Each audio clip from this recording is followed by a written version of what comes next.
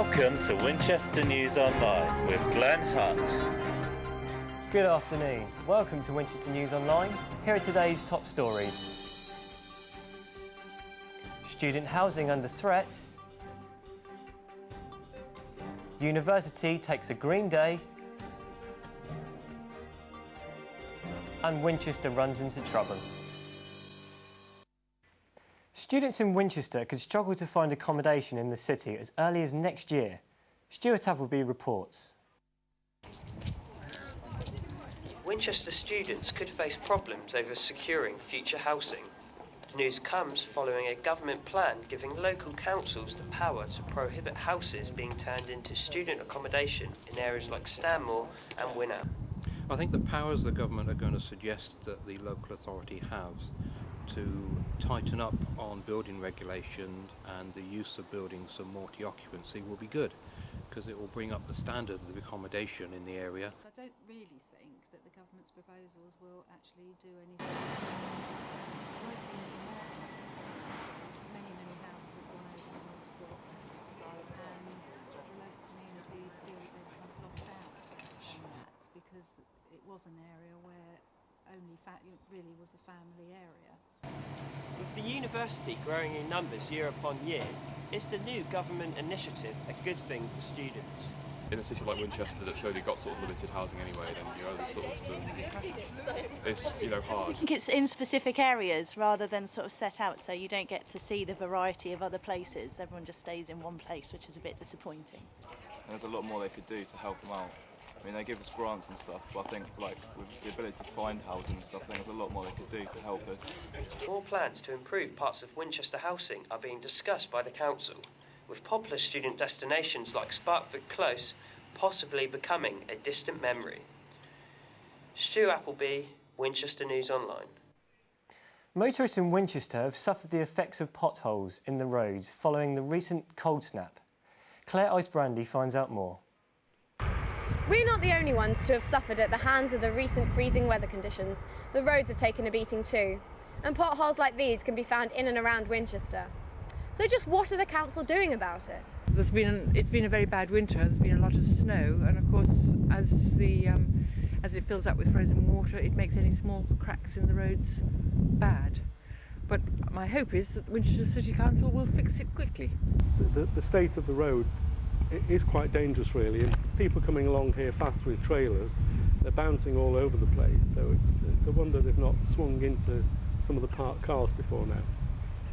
It's very dangerous for pedestrians and for cars and for cyclists and motorbikes, and although the county have now set up a system for allegedly filling all the potholes, it's far from clear to me how this can be done. I think they've got supposedly 50 teams of 1 or 2 people. That covers the whole of the county, which stretches from sort of Aldershot and in the north right down to Lymington, so Winchester's not going to get very much of a look in that. There's also a problem that some of the repairs that have been done have been quite slapdash, so they'll chuck down a bit of tarmac, and then when the frost comes, those are the ones that get pulled out quite quickly, and you actually go back to where you started and can have quite a deep and dangerous pothole. So if you see a pothole in your area, make sure you contact the council. This has been Claire Ice-Brandy for Winchester News Online. Winchester Tesco is in hot water following a routine police check. Thomas Hobbs finds out more. With knife crime an ever-increasing problem in the United Kingdom, it has emerged that Hampshire has the highest level of knife crime in the South East and the 8th across the whole of England and Wales. This Tesco's Extra in Winchester was at the centre of a police sting after it emerged that it had sold knives to 2 15-year-old volunteers. Robert Dyers and Debenhams had previously refused to serve the youths. Is this a sign of the times?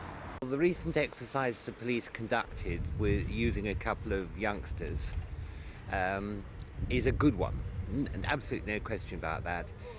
Keeping shops up to date on things like the selling of knives, it's good that they're doing it, and I'm pleased that all of the other shops that they were checking up on passed. Remiss of Tesco on this particular occasion. A spokesman for Tesco's told the Hampshire Chronicle, "We take our responsibilities towards the sale of knives and all restricted products seriously. We are disappointed by this test purchase failure and staff have received retraining." This is Thomas Hobbs for Winchester News Online. One of the great ancient mysteries of Winchester could soon be solved following the discovery of the remains of King Alfred's granddaughter. Parts of Queen Edith, who is believed to have been born in Winchester in the 10th century, were found in Magdeburg in Germany.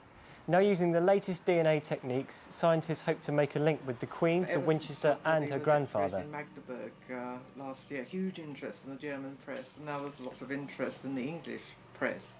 Local geology affects the water that you drank as a child, and that's encoded in your teeth. And so they should be able to show that Edith grew up in southern England, so either around Winchester or perhaps other parts of Wessex. It is almost certain that scientific evidence will reveal that the Queen had links with Winchester Cathedral. With so many of her relatives buried in chests within the cathedral, it's hoped to find out what part she played in Winchester's early history. Now over to Joey with the sport. Thanks, Glenn. Last time Winchester Rugby Club played Guildford in the league, they lost 68-7. Would their latest encounter be any better? Here's Jason Curtis with the answer. Winchester fell to another defeat on Saturday, but not before taking the lead against Guildford with the first try of the game. However, it wasn't long before Guildford got back into the match, exploiting the holes in Winchester's defence. Guildford's ill discipline saw them end the game with 14 men, after a sin binning with just a few minutes remaining. But even with one man less, Guildford still managed to finish the 80 minutes stronger, running out 29-15 winners. Despite this, Winchester coach Mike Marcher was encouraged by his team's display. Yeah, I'm pretty proud of the performance today. Disappointed with the result, but proud of the performance. Football now, and Winchester were hoping to bounce back against Brading Town after their last week's 4-1 defeat. James Fraser was there. Winchester City faced Brading Town on Tuesday night. The home side started the brighter of the two teams, with Matthew Palmer having an early effort. It was a physical encounter throughout the match with plenty of rash challenges, most notably on Mike Broughton. Against the run of play, Brading took the lead 7 minutes before the break, with an excellent finish from Alex Prespoleski that took a slight deflection off the Winchester wall. Brading nearly doubled their lead before the break, with Prespoleski having a good effort. Stuart Hussey was clearly animated on the sideline, was doing his best to rally the team. Winchester were denied a penalty when Zach Glasspool was brought down. After Brading's slice of fortune, they doubled their lead through Matthew Miles after Daniel Vales' flick on. Winchester's best move of the match led to a consolation goal through Zach Glasspool with just 2 minutes to go. This is James Fraser, Winchester News Online. Eastleigh travelled to Melbourne Park on Saturday and came away with a hard-earned point against 4th place Chelmsford. Steve Cook earned the home side a share of the spoils. AFC Totton gained a 2-1 victory over Uxbridge thanks to a brace from Nathan Sherborne, and title challengers Bournemouth continued their strong form with a 1-0 victory over Brading Town, John Blake grabbing the only goal. That's all for your sport. Now it's back to Glenn. Thank you, Joey. And finally, what's green and getting smaller each day? Winchester's carbon footprint. Lucy Pilgrim finds out more. Students and staff at the University of Winchester are trying to reduce their waste with a green day. But do days like this actually work? I've organised the Environmental Awareness Day for the university as a part of my final year project. I'm looking at whether green events are sustainable and whether they promote the university's messages of trying to reduce, recycle and reuse. What we're looking at achieving is trying to raise awareness. I'm going to look at, I've got questionnaires going out to see whether awareness has been raised. I'm also looking at the energy use and waste use data to see if it does have an impact and whether it reduces it. I'm the environment manager for the university, so I deal with waste management, environmental awareness, energy saving and sustainable development on campus.